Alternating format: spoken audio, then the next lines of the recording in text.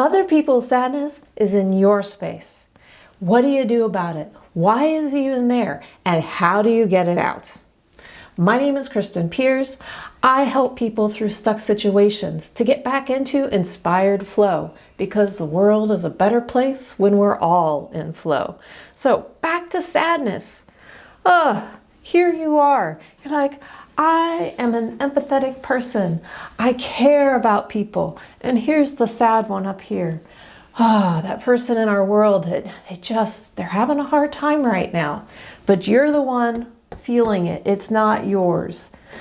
First thing to do is ask yourself, is this my sadness? And if your heart says no, if your body says no, that's helpful just to know that it's not yours.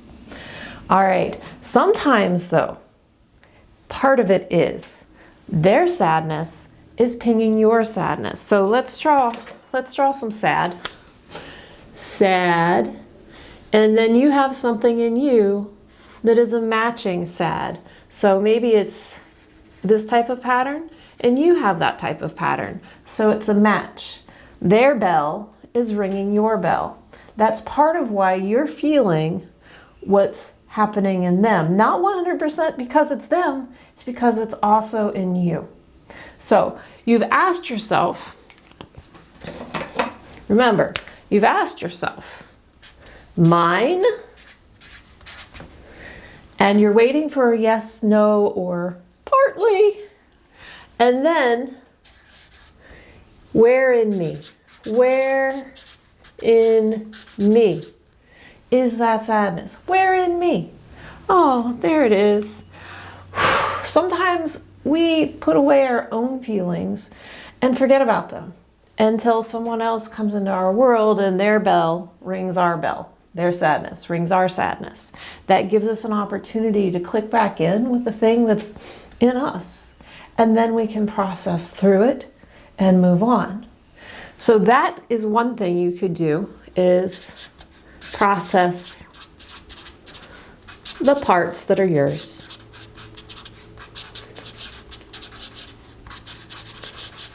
There we go. And you say, well, okay, fine, I've done that, but now I'm still feeling their stuff and it's really weighing me down. Okay, great. So now what you can do is you can go ahead and get grounded, and I talk about this in many of my videos. You need to anchor yourself down to the center of the earth, open up to cosmic connection, and check in with your auric field. Yeah, you're like, darn, why do we always come back to this?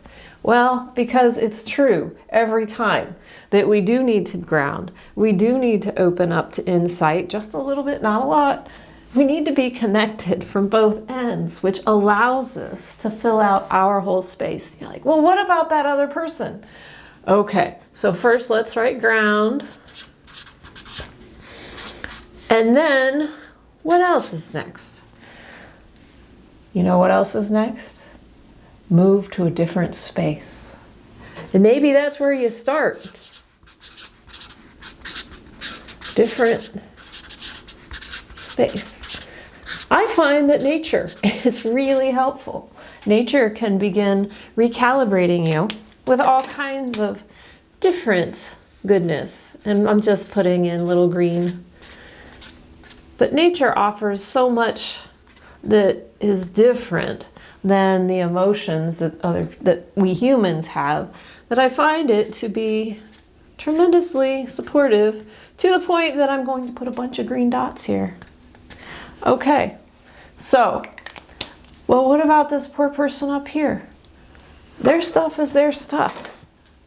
And if it's your job to help them, like you're paid to do it, or you just feel that is part of your work, good. Make sure that you've run this process first. Is it mine? Where is it in me? Process the parts that are yours, ground, and move to a different space.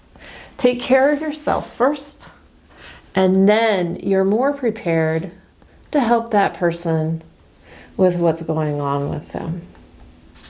Okay? Okay, so if we want to get other people's sadness out, mine, where, and me, process the parts that are yours, ground, move to a different space, possibly nature, so you can fill up, so you can recalibrate before you come into circulation with this other person again. Let me know how this works for you. Thanks for joining me.